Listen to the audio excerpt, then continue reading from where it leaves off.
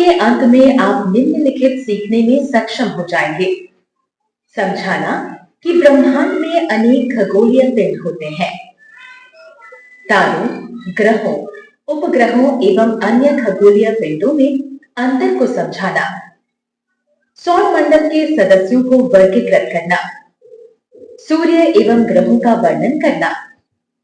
चंद्रमा को पृथ्वी के एकमात्र प्राकृतिक उपग्रह के रूप में वर्णन करना।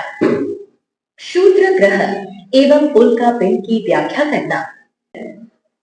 सूर्य, 8 ग्रह, उपग्रह तथा कुछ अन्य खगोलीय पिंड जैसे क्षुद्र ग्रह एवं उल्का पिंड मिलकर सौर मंडल का निर्माण करते हैं। सूर्य सौर मंडल के केंद्र में स्थित है। यह अन्य खगोलीय पिंडों को ऊष्मा एवं प्रकाश प्रदान करता है। हमारे सौर मंडल में 8 ग्रह हैं। सूर्य से उनकी दूरी के क्रम में वे हैं बुध, शुक्र, पृथ्वी, मंगल, बृहस्पति, शनि, यूरेनस तथा नेपच्यून।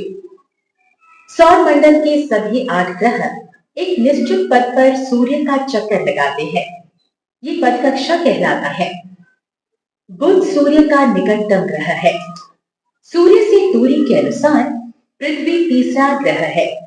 आकार में यह 5वां सबसे बड़ा ग्रह है। यहाँ जीवन के लिए आवश्यक हवा एवं पानी मौजूद है। पृथ्वी की सतह का 2/3 पानी से ढका हुआ है, इसलिए इसे नीला ग्रह कहा जाता है। चंद्रमा पृथ्वी का एकमात्र प्राकृतिक उपग्रह है। उपग्रह एक खगोलीय पिंड है जो ग्रह के चारों ओर उसी प्रकार चक्कर लगाता है जिस प्रकार ग्रह सूर्य के चारों ओर चक्कर लगाते हैं। चंद्रमा इतना बड़ा इसलिए दिखाई देता है क्योंकि यह अन्य खगोलीय पिंडों की अपेक्षा हमारे ग्रह के सबसे निकट है। सूर्य का चक्कर लगाने वाले अन्य खगोलीय पिंड भी हैं। इन पिंडों को क्षुद्र ग्रह कहा जाता है। क्षुद्र ग्रह मंगल एवं बृहस्पति की कक्षाओं के बीच पाए जाते हैं। सूर्य के चारों ओर चक्कर लगाने वाले पत्थरों के छोटे छोटे टुकड़ों को उल्का पिंड कहते हैं। हमारा सौर मंडल आकाशगंगा का एक हिस्सा है। एक आकाशगंगा करोड़ों तारों, बादलों तथा गैसों की एक प्रणाली है। हमारा सौर मंडल आकाशगंगा यानी मिल्की वे तथा धूल व गैसों के बादलों का एक भाग है जो ब्रह्मांड का हिस्सा है। ग्रह ठोस खगोलीय पिंड होते हैं जो सूर्य के चारों तरफ एक बंद अंडाकार पथ पर परिक्रमा करते हैं। ग्रह शैलों और धातुओं से बने होते हैं और ये अपना प्रकाश उत्पन्न नहीं करते। ग्रह सूर्य के प्रकाश को परावर्तित करने के कारण चमकते हैं। क्योंकि ग्रह तारों से बहुत पास होते हैं, इसलिए वो बड़े दिखते हैं और रात को चमकते नहीं हैं। ग्रह सूर्य के चारों तरफ पश्चिम से पूर्व की तरफ परिक्रमा करते हैं, इसलिए ग्रहों की सापेक्षिक स्थिति परिवर्तित होती रहती है। सूर्य या दूसरे तारों की तुलना में ग्रह बहुत छोटे होते हैं। पृथ्वी समेत 8 प्रमुख ग्रह हैं। सूर्य के सबसे समीप बुध ग्रह है और सबसे दूर वरुण ग्रह है। ग्रहों के नाम उनके भारतीय नामों सहित सूर्य से दूरी के क्रम में दिए गए हैं। 1 मरकरी यानी बुध, यह सूर्य के सबसे समीप है। नंबर 2 वीनस यानी शुक्र। 3 अर्थ पृथ्वी। 4 मार्स मंगल। 5 जुपिटर यानी बृहस्पति, सबसे बड़ा ग्रह। 6 सैटर्न यानी शनि। 7 यूरेनस यानी इंद्र। 8 नेपच्यून यानी वरुण, सबसे छोटा ग्रह। यह सूर्य से सबसे दूर है। सौर मंडल के 8 ग्रहों में से 5 बुध, शुक्र, मंगल, बृहस्पति और शनि को नंगी आंखों से आसानी से देखा जा सकता है। इन्हें स्थलज ग्रह कहते हैं। इनका धरातल ठोस और चट्टानी होता है। बृहस्पति, शनि, इंद्र और वरुण इन ग्रहों को जोवियन ग्रह कहते हैं। पृथ्वी को हरा ग्रह कहते हैं।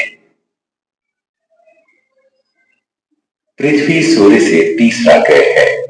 दूसरे ग्रहों से देखने पर पृथ्वी प्रकाश के परावर्तन और जल की उपलब्धता के कारण हरी और नीली दिखती है।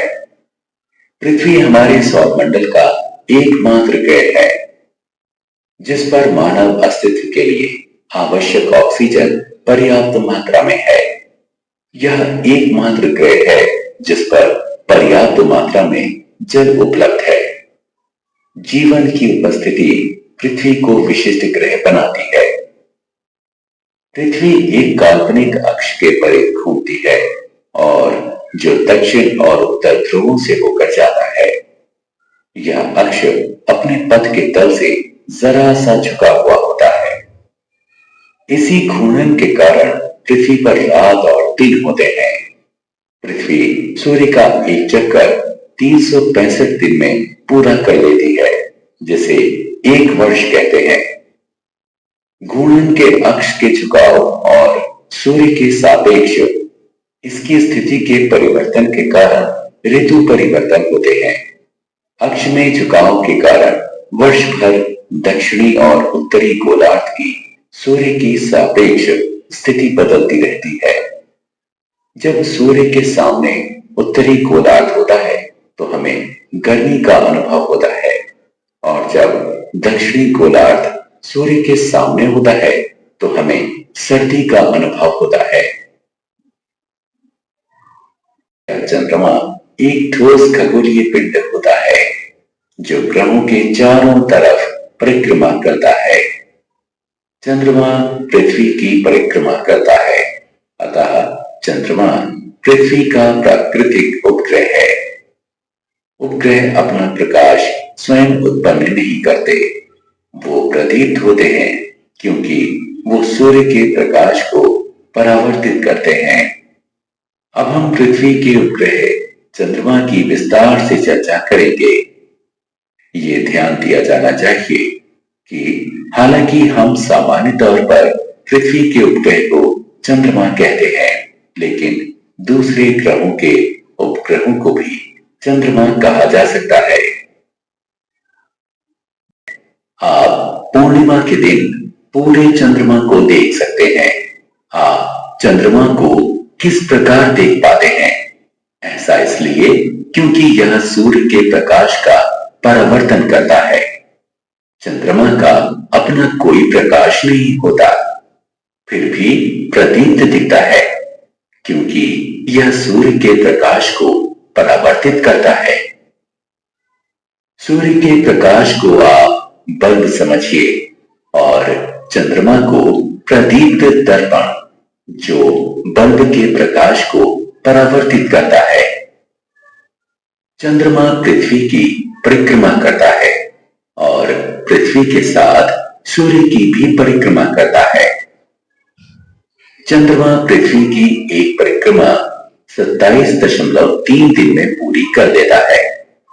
इस बीच पृथ्वी अपनी कक्षा में स्थान परिवर्तित कर देती है, अतः पृथ्वी से चंद्रमा एक चक्कर अमावस्या से अगली अमावस्या तक यानी 29.5 दिन में पूरा करता प्रतीत होता है।